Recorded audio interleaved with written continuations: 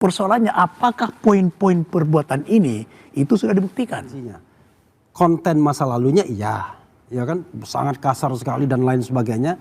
Tetapi kebohongan masa kininya ketika dia jadi wapres. Dia kepada Bang Refli, surat usulan pemakzulan Wapres Gibran sudah sebulan lebih nih ada di DPR. Sampai sekarang nampaknya mandek belum dibahas. Pertanyaannya, apakah Anda masih yakin upaya memakzulkan Wapres Gibran masih bisa didorong melalui surat usulan pemakzulan? Ini bukan soal yakin tidak ya, tapi kita bicara tentang sebuah prosedur ketatanegaraan, politik dan hukum. Secara hukum kan kita tahu bahwa ada 3 pintu besar ya kategorisnya. Kemudian ada 6 hal yang menurut saya bisa menyebabkan Gibran dimakzulkan. Apa aja itu? Salah satunya adalah kalau misalnya putusan MK yang menyebabkan dia bisa dicalonkan itu ditemukan di kemudian hari itu hasil kolusi. Dan saya kira harus ada ijtihad ketatanegaraannya kan. Dan dia mendapatkan manfaat dari sebuah kolusi seperti itu. Saya kira bisa saja itu bermuara pada pintu pemakzulan. Walaupun dia penerima manfaat saja misalnya ya. Karena bagaimanapun kan kalau doktrin MK tidak boleh orang itu diuntungkan dari perbuatan jahat orang lain atau sebaliknya dirugikan dari perbuatan jahat orang lain. Nah itu satu. Yang kedua saya melihat Fufu Fafa. Kalau Fufu Fafa itu saya sendiri firm itu punyanya Gibran Rakabuming Raka. Bukan soal kontennya saja. Kontennya kan kasar sekali, pornografi, bicara kasar, ngatain dan lain sebagainya, bahkan menyebut alat kelamin dan lain sebagainya. Tetapi dia sudah melakukan kebohongan ketika menjadi wapres. Ketika ditanya, itu Fufu Fafa punya siapa? Takon sing duwe kata dia. Tanya yang punya. Artinya kan dia mendinai, dia menolak bahwa itu punya dia. Itu kebohongan publik yang bisa kita masuk pasal tentang perbuatan tercela misalnya. Nah berikutnya lagi adalah terkait dengan tudingan yang dituliskan oleh Purnawirawan ini, yaitu soal menerima aliran dana dari kelompok bisnis yang banyak diuntungkan dalam masa pemerintahan Jokowi. Dan angkanya hampir 100 miliar yang kita tahu itu ada Ventura begitu. Nah berikutnya lagi kan baru berapa? Baru 3 kan? Oke, kita fokus dulu Bang Refli ke tadi yang akun Fufu Fafa. Akun Fufu Fafa itu kan ada pada saat sebelum menjadi wapres, sebelum kemudian juga menjadi calon. Emang bisa di flashback lagi berlaku surut? Ya, jadi saya nanti minta konfirmasi ke Pak Maru juga sebagai mantan hakim konstitusi. Saya mengatakan bahwa bukan kapan perbuatan itu terjadi, tetapi pada saat posisi seseorang itu apa. Jadi ketika misalnya sebuah kejahatan terbongkar dan dia dalam posisi sebagai wakil presiden, maka berlakulah yang namanya impeachment proses di pasal 7A. Nggak bisa dia pengadilan negeri, pengadilan tinggi, Mahkamah Agung. Sebaliknya, dia melakukan kejahatan pada waktu wapres tapi sudah selesai, maka berlaku prosedur pidana biasa. Kan begitu. Jadi posisinya bukan dilihat kapan kejahatannya. Nah, kalau kita lihat soal Fufu Fafa ini kan saya sudah bilang 2 dimensinya. Konten masa lalunya iya, ya kan sangat kasar sekali dan lain sebagainya. Tetapi kebohongan masa kininya ketika dia jadi wapres, dia tidak mengakui bahwa itu akun punya dia. Kalau dia misalnya katakanlah secara gentleman dia mengatakan itu akun punya saya dan saya itu terjadi ketika saya masih muda atau 5-10 tahun yang lalu ketika ada konflik, ada kampanye dan lain sebagainya dan saya minta maaf. Kan begitu misalnya. Itu barangkali ada juga celah untuk dimaafkan. Tetapi ini dia sudah membuat perbuatan tercela karena dia mengatakan itu bukan punya dia. Jadi dari beberapa kemudian alasan-alasan yang kemudian bisa kemungkinan untuk memasukkan Gibran, ini salah satunya yang menjadi highlightnya adalah akun Fufu Fafa itu ya, Pak Refli ya. 99,9% kata Roy Suryo asli punya Gibran. Oke, gimana Pak Marwara? Emang bisa berlaku surut kemudian sebelum menjabat sebagai wakil presiden akun Fufu Fafa itu? Saya kira persyaratan presiden itu dan wakil presiden tentu sangat berat. Oleh karena itu kalau dikatakan dia tidak layak dan tidak layak lagi, maka tidak ada persoalan di masa lalu. Apalagi kalau baru diketahui pada saat ini. Itu menjadi suatu syarat yang benar-benar harusnya dipenuhi di masa lalu dan kemudian lolos tanpa diketahui, tapi sekarang baru diketahui, syarat itu tetap termasuk di dalam syarat-syarat yang disebutkan di dalam pasal 7A.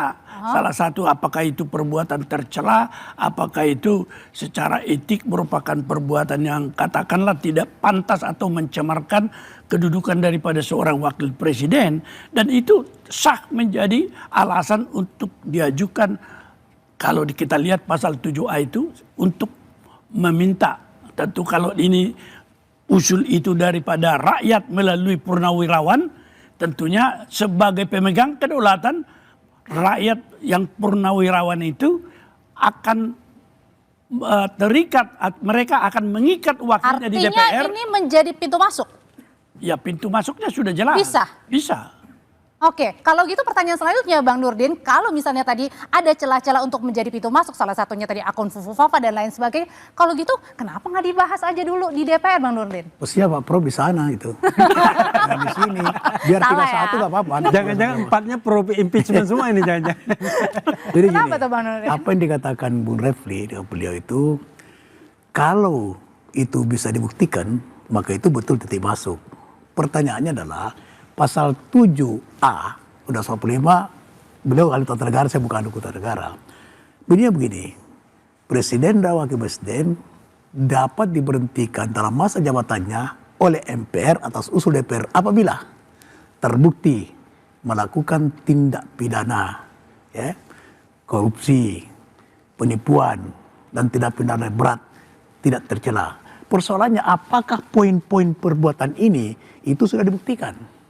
Kalau ini sudah dibuktikan baru bisa dikatakan bahwa dia melanggar itu. Nah sampai saat ini menurut saya belum ada lembaga yang membuktikan itu, bahwa dia yang lalu Kita dia potong dulu perbuatan sebentar. tercela. Ya. Ini justru tugas DPR itu, kalau sudah ada usul dari rakyat, mereka terikat karena mereka adalah wakil dari rakyat, Pak, memenuhi ini sekarang aspirasi, dan itu ada prosesnya di mahkamah, di DPR. Usul yang ada usul sekarang ini kan yang kita tahu, yang saya tahu ya, itu baru dari Purnawirawan. Ya. Nah, di situ ada dua catatan kritis saya. Yang pertama dianggap bahwa dia cacat konstitusional dengan mengacu pada putusan Mahkamah Konstitusi. Ini mau cacat konstitusional mau kontroversial, itu adalah fakta hukum bahwa itu adalah sudah sesuai dengan undang-undang. Kenapa? Karena keputusan MK itu final yang banding. Bapak kan mantan hakim konstitusi. Nah itu. Sehingga ini tidak bisa kita katakan bahwa ini adalah melanggar atau cacat konstitusi. Maksudnya gini Bang Nurdin. Dikatakan bahwa tidak punya kemampuan. Kan itu dua itu catatan kritis saya itu. Nah, ini siapa yang bisa menilai? Gibran ya, itu menurut fakta itu waktu dia wali kota banyak penghargaan yang terima itu. Jadi kita tidak bisa menilai seseorang sebelum dia melakukan. Kalau gitu kenapa sebelum menilai itu kenapa nggak dibahas dulu aja? Ini kan belum dibahas. Nah begini, di DPR itu ada mekanisme tertentu yang harus kita lewati ya. Di sana ada badan aspirasi. Ini yang diajukan oleh perorangan kita menghargai. Sebagai segelintir rakyat yang berdaulat. Ketika kita memilih proses ketatanegaraan kita dengan demokrasi harus berdasar hukum. Tidak boleh juga sewenang-wenang. Harus taat asas. Ini sebuah aspirasi. Aspirasi ini di DPR itu ada banyak badan aspirasi. Nah badan aspirasi ini yang akan nanti merapatkan itu. Ya, membahas. Nah ketika hasilnya apakah ini patut lanjutkan ke pimpinan DPR atau tidak, itu urusan badan aspirasi nanti. Itu. Tidak semua aspirasi yang masuk ke DPR itu harus dijawab. Beda kalau instansi. Ya, instansi pemerintah, instansi eksekutif. Tapi aspirasi ini Pak merupakan hal yang diatur dalam konstitusi, beda dengan yang Bapak bicarakan. Bukan, ini tata tertib. Tata tertib ini. Tata tertib itu kalau ada begitu, maka badan aspirasi berbeda tentu menyampaikan kepada perlakuannya. pimpinan DPR, bukan? Karena ini diatur dalam konstitusi, aspirasi seperti itu harus ditampung Pak. Karena mereka adalah pemegang kedaulatan. Ini sudah ditampung kemudian dibahas dalam mekanisme Pak. Dibahas. Mestinya Bapak pindah dulu ke sana. Bapak pindah dulu ke sana baru kita debat. Senang juga kita lihat orang debat. Dari tiga Pak Marwan, sebenarnya tapi kalau menurut pandangan Bapak sendiri sebenarnya ini sulit nggak sih untuk dibuktikan, apa sebenarnya ya udah dibahas aja dulu? Ya saya kira prosesnya di DPR itu kalau ada angket sebenarnya yang disetujui oleh 25 anggota dari lebih dari satu fraksi untuk membentuk itu adalah tugasnya dalam rangka pengawasan menyelidiki apa yang Termasuk dikatakan ya berarti oleh ya. aspirasi yang dibawakan purnawirawan. Baru kemudian kalau sudah disetujui itu oleh rapat pleno, bekerja mereka menyelidiki, itulah tugas yang diberikan kepada panitia angket itu, tetapi tidak langsung hanya dibahas, tidak dibahas karena ada pimpinan-pimpinan yang merasa itu merugikan. Tidak semua aspirasi harus dibahas, tapi begitu aspirasi itu memiliki bukti yang kuat, alasan yang kuat berdasarkan konstitusi pasti direspon. Jangan-jangan belum ada buktinya. Saya tambah gini, jadi ini kayaknya ada sesat pikir juga nih Bang Nurdin. Karena begini, tapi saya senang juga beliau membela Gibran. Oh, saya tidak bukan membela. Karena begini, satu ya sesat pikirnya adalah seolah-olah tadi dia bilang kumulatif kan. Ini enggak kumulatif, ini alternatif. Jadi 3 pintu itu satu saja terbukti, ya kan? Itu bisa kena. Nah, itu kedua, purnawirawan itu tidak hanya bicara tentang kemampuan rohani itu juga Bung Rapli, saya setuju ya, sebentar. ada bukti yang iya.